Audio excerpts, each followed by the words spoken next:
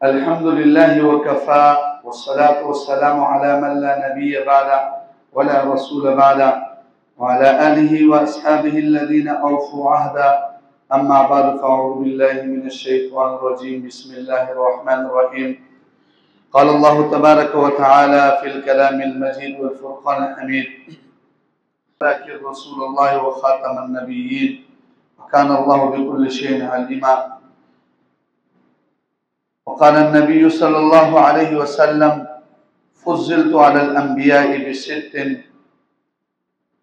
أوتيت جوامع الكلم ونصرت بالرعب وأحلت لي الغنائم وجعلت الأرض مسجدا وطهورا وختم بي النبيون وأرسلت إلى الخلق كافة، أو كما قال عليه الصلاة والسلام.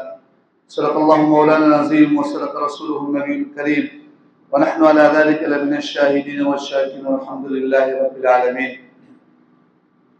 رب اشرح لي صدري ويسر لي أمري واحلل عقدة من لساني يفقهوا قولي. رب زدني علما رب زدني عملا سبحانك لا علم لنا إلا ما علمتنا إنك أنت العليم الحكيم. میرے واجب الاحترام قبل قدردان حاضرین و سامعین حضرات، آپ کے سامنے میں نے قرآن مجید فرقان حمید کی ایک آیت مبارکہ اور نبی علیہ السلام کی حدیث مبارکہ میں سے ایک حدیث مبارکہ تلاوت فرمائی ہے. اللہ رب العزت سے دعا ہے کہ اللہ تعالیٰ مجھے حق بیان کرنے کی توفیق نصیب فرمائے اور ہم سب کو اس پر عمل کرنے کی توفیق نصیب فرمائے. میرے محترم دوستو، جس طرح یہ عقیدہ رکھنا فرض اور ضروری ہے کہ اللہ وحدہ لا شریک لہ ہے، اللہ وحدہ لا شریک لہ کو ماننا جیسے فرض اور ضروری ہے، اسی طرح آپ علیہ السلام کے ختم نبوت کا عقیدہ یہ بھی فرض اور ضروری ہے. جس طرح یہ فرض اور ضروری ہے کہ مرنا ہے، مرنے کے بعد ایک طویل زندگی ہے، وہاں حساب کتاب ہوگا، ذرہ ذرہ کا حساب ہوگا، اللہ کے سامنے پیشی ہوگی. جس طرح یہ عقیدہ ماننا ضروری اور فرض ہے، اس طرح ختم نبوت کا جو عقیدہ اور یہ جز ہے یہ ماننا ضروری اور فرض ہے. جس طرح یہ فرض اور ضروری ہے کہ اللہ رب العزت نے انسانوں کی ہدایت کے لیے انبیاء کرام کا سلسلہ جاری فرمایا، انبیاء کرام کو دنیا میں بھیجتے رہے، آخر میں حضرت محمد صلی اللہ علیہ وسلم کو بھیجا گیا اور نبوت کے سلسلے کو بند کیا گیا.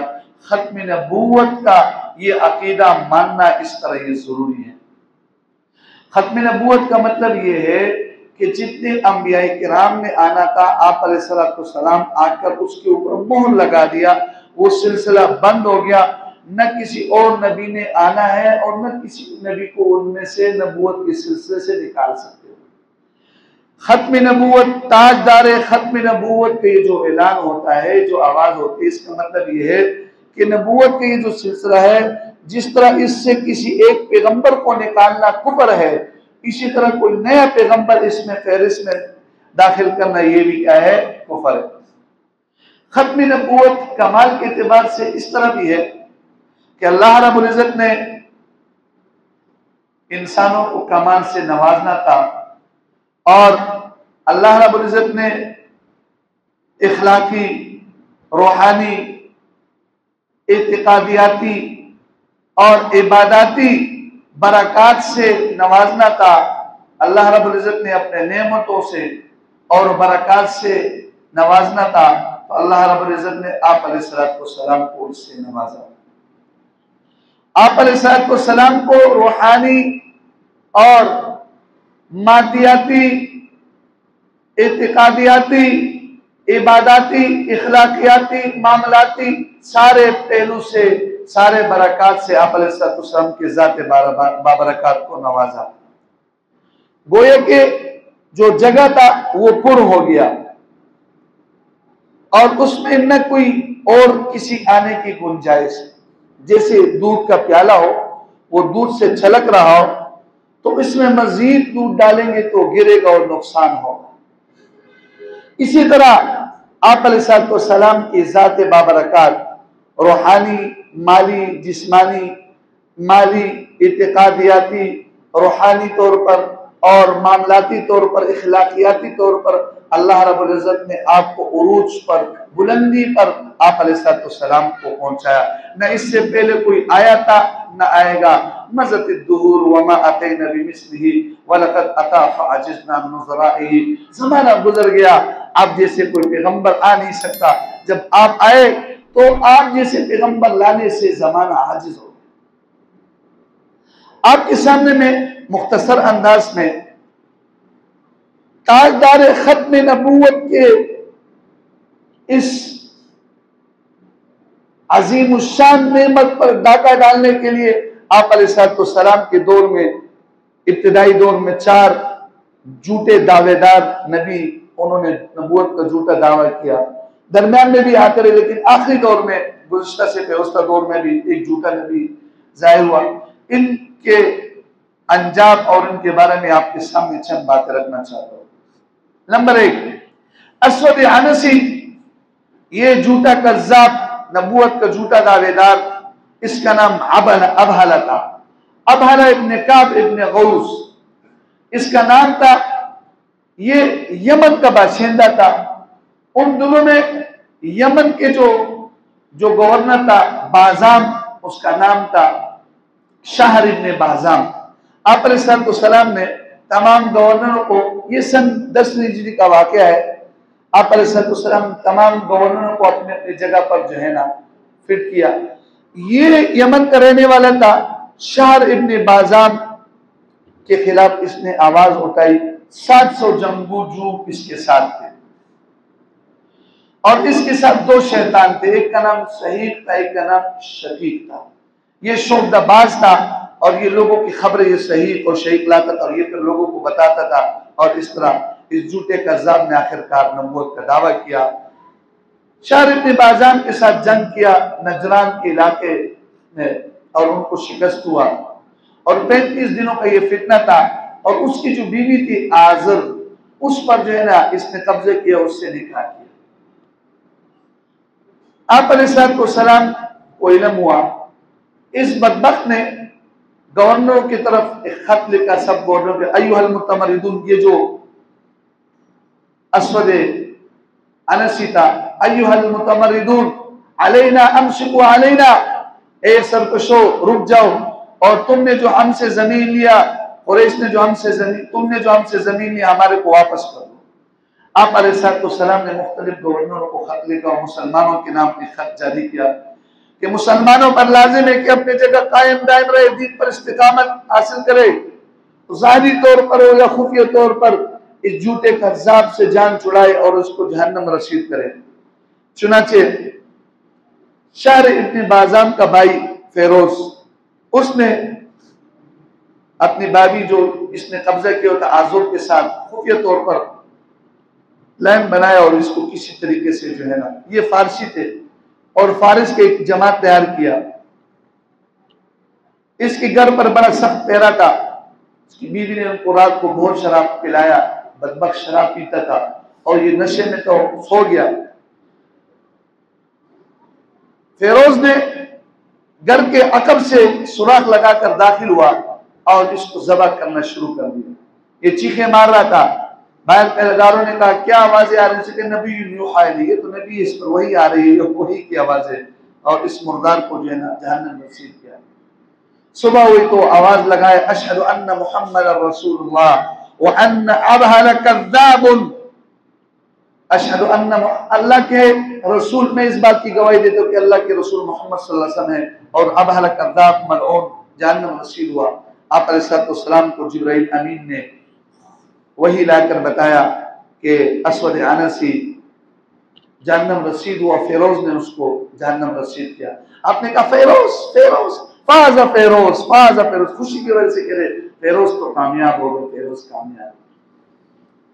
دوسرا نبوت کا جھوٹا دعوے دار طلیحہ اسدی ہے.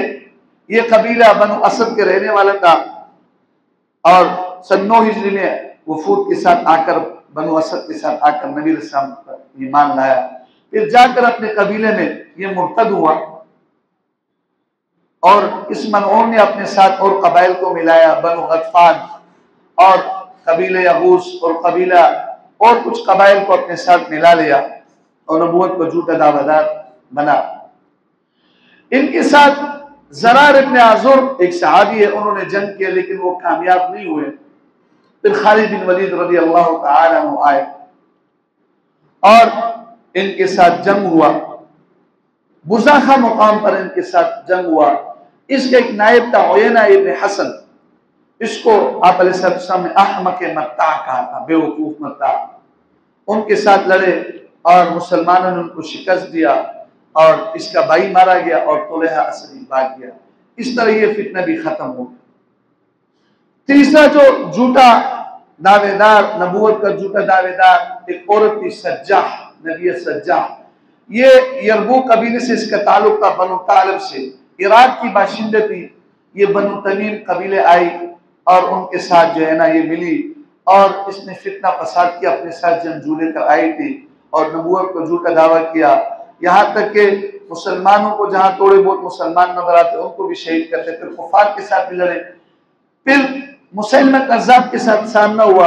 مسیلمہ کذاب نے کہا کہ 2 محاذ کھلے مسلمانوں کے ساتھ پہلے، اور اس کے ساتھ میں محاذ کھول دیں گے، دوسرا محاذ کھل جائے گا، لہذا اس کے ساتھ صلح کرے۔ اس نے اس خبیث نے اس کے ساتھ نکاح کیا اور اس جھوٹی نبی نے اس کے ساتھ اس کے اوپر ٹیکس لگایا۔ خالد بن ولید کے ڈر سے یہ عراق واپس بھاگ گئی چلی۔ اس کے متعلق بہت سارے اشعار بھی ہے۔ چوتھے نمبر پر نمبر 4 جھوٹا نبوت کا دعوے دار مسیلمہ کذاب۔ یہ یمامہ کا رہنے والا تھا، بنو حنفیہ سے اس کا تعلق تھا۔ نبی علیہ السلام کے دور میں اس نے نبی علیہ السلام کو خط لکھا، من مسلمہ رسول اللہ الی محمد رسول، نعوذ باللہ کہ وہ اللہ کے رسول مسلمہ اللہ کے رسول، آپ علیہ السلام کو بھی رسول مانتا تھا، اور اس کو یہ خط لکھا اور کہا کہ آپ زمین آدھی قریش نے لیا اور آدھی ہمارے پاس ہے، یہ زمین آپ کو واپس کر دو۔ آپ علیہ السلام نے جوابی خط میں خط لکھ کر بھیجا اور فرمایا، آپ علیہ السلام نے اس میں لکھا، اما السلام علی من اتبع الہدی من محمد رسول اللہ الی مسیلمہ کذاب۔ یہ خط رسول اللہ صلی اللہ علیہ وسلم کی طرف سے ہے، مسیلمہ کذاب کذاب جھوٹے کو کہتے ہیں۔ سلام علی من اتبع الہدی، سلامتی اس پر ہو جس نے اتباع کے ہدایت کا، اسلام کا۔ فإن الارض للہ یورثها من یشاء من عباده والعاقبۃ للمتقین۔ یہ زمین اللہ کا ہے، اللہ جس کو وارث بنانا چاہتے ہیں، لیکن انجام کار متقین پرہیزگار لوگوں کا انجام اچھا ہوتا ہے۔ آپ علیہ السلام نے فرمایا ایک دن کا بھی تمہیں دینے کے لیے تیار نہیں۔ بہرحال اس نے اپنے ساتھ جنگجو تیار کیے، 46,000 کا لشکر اس نے تیار کیا۔ حضرت اکرمہ رضی اللہ تعالیٰ عنہ نے ان کے ساتھ جنگ کیا اور ان کو شکست ہوا، پیچھے ہٹے۔ پھر خالد بن ولید رضی اللہ تعالیٰ عنہ 10,000 کا لشکر لے کر روانہ ہوئے۔ مقام عقربہ پر ان کے ساتھ جنگ ہوا۔ 2 مرتبہ خالد بن ولید کو ظاہری طور پر شکست ہوا، پیچھے چلے گئے۔ تیسری مرتبہ دوبارہ پلٹ کے حملہ کیا۔ محمدی کو چاہتے جب ان نبوت کے جھوٹے دعویٰ داروں پر حملہ کیا تو میدان جہاد میں یہ 10,000 کا لشکر تھا، انہوں نے اپنے پاؤں کو سر پر اٹھاتے ہوئے بھاگ کے چلے گئے اور قلعے میں بند ہو گئے۔ ان کو شکست ہوا۔ صحابہ نے قلعے کو کھولنے کی کوشش کیا۔ ایک صحابی نے کہا کہ مجھے منجنیق بنا کر مجھے منجنیق میں ڈال دو، قلعے کی طرف پھینک دو۔ قلعے کی طرف پھینک دیا گیا۔ 80 یا 90 زخم بھی اس کو آئے تھے اور اس صحابی نے قلعے کا دروازہ کھول دیا۔ اب 2 بدو کا جنگ ہو گیا، 2 بدو لڑ رہے، مسلمان 10,000 کا لشکر ہے، کفار 40,000 ہے۔ 20,000 کفار کو جہنم رسید، 20,000 کفار، اور ان کو آخر شکست ہوا اور مسیلمہ کذاب دیوار کے کنارے پر تھے۔ وحشی ابن حرب نے اس کو جا کر قتل کیا۔ وحشی ابن حرب یہ کہتا تھا، اس نے حضرت حمزہ رضی اللہ عنہ کو شہید کیا تھا۔ نبی علیہ السلام کے سامنے جب آئیے مسلمان ہو گیا تھا، کسی نے اس کو کہا کہ قاصد بن کے جاؤ، مسلمان ہو جو۔ نبی علیہ السلام کچھ نہیں کہے گا۔ آپ علیہ السلام نے کہا ٹھیک ہے مسلمان ہو گئے۔ ان الاسلام یہدی ما کان قبلہ، اسلام گزشتہ گناہ کو معاف کر دیتا ہے لیکن میرے سامنے نہیں آنا۔ مجھے اپنا چچا یاد آتا ہے جب آپ کو میں دیکھتا ہوں۔ پھر آپ علیہ السلام نے سے واقعہ بھی سنا کیسے آپ نے شہید کیا اس کو۔ آپ علیہ السلام نے اس وجہ سے کہا کہ مجھے تکلیف ہوتی ہے اور اللہ کے پیغمبر کو تکلیف دینا کوئی ایسے نہ ہو کہ تمہارے کو نقصان ہو جائے، ایمان سے ہاتھ دھونا پڑے۔ آپ علیہ السلام نے فرمایا میرے پاس نہ ہو۔ یہ حمص میں چلا گیا، 2 تابعین کے پاس گئے واقعہ پوچھنے کے لیے۔ پھر انہوں نے کہا کہ تم نے جو نا یہ بتاؤ مسلم کذاب کو کس طرح قتل کیا؟ اس نے یہ کہا فَإِنِّي أُرِيدُ أَنْ أُقْتَلَ وَلِيُكَفِّرَ کیا، میرے مسلم کذاب کو قتل کرنے کا ارادہ کیا تاکہ میرے گناہ کا کفارہ ہو، چونکہ جتنا بڑا گناہ ہوتا ہے ہمارے مسلمانوں کا عقیدہ ہے اتنا ہی بڑا کفارہ ہوتا ہے۔ اس نے نبی علیہ السلام کے چچا حضرت حمزہ رضی اللہ عنہ کو شہید کی، کتنا بڑا گناہ تھا، ٹھیک ہے اسلام سے وہ گناہ مٹ گیا تھا، ختم ہو گیا تھا، لیکن دل میں تھا کہ اس کا کفارہ میں کیسے ادا کروں گا، کیسے ایک کارنامہ انجام سر دوں گا کہ جس سے میرے جو ہے نا میرا دل ٹھنڈا ہو جائے۔ تو اس نے سب سے بڑے کافر مسلم کذاب کو پھر قتل کرنے کا ارادہ کیا، جس نے نبوت کا جھوٹا دعویٰ کیا تھا، اور یہ چلا گیا اور اس نے مسلم کذاب کو برچی ماری، دیوار کے ساتھ کھڑا تھا، اور دوسرے ایک انصاری صحابی نے اس کو جو ہے نا سر کو تن سے جدا کیا۔ اس طرح یہ فتنہ بھی ختم ہو گیا۔ اللہ رب العزت نے اس بڑے فتنے کو، اس جھوٹے دعوے دار نبیوں کو اللہ رب العزت نے ایسے ختم کر دیا۔ وہ فرماتے ہیں، ایک شعر ہے کہ اللہ خلق اللہ للحروب رجالا ولرجال القسوة والسریر پیدا کیا ہے۔ اللہ پاک نے ایسے لوگوں کو پیدا کیا جنہوں نے اپنی جان کی بازی لگا کر ان ایسے جھوٹے کذاب دجال کو جہنم رسید کیا۔ آپ علیہ السلام نے فرمایا، ابو نعیم ابن مسعود رضی اللہ عنہ سے مروی ہے، لا تقوم الساعة حتى يخرج 30 كذابون، قیامت اس وقت تک برپا نہیں ہوگی جب تک 30 جھوٹے نبوت کے دعوے دار نہ نکلے۔ اور ایک حدیث مبارکہ میں حضرت حذیفہ رضی اللہ تعالیٰ عنہ سے مروی فرماتے ہیں، آپ علیہ السلام نے فرمایا کہ میری امت میں 27 دجالون کذابون، میری امت میں 27 جھوٹے نبوت کے دعوے دار نکلیں گے۔ 4 نسوہ، اس میں 4 عورتیں ہوں گے۔ آپ نے فرمایا انہ لا نبی بعدی ولا رسول بعدی، میرے بعد کوئی رسول نہیں اور میرے بعد کوئی نبی نہیں۔ اس آخری دور میں ایک جھوٹا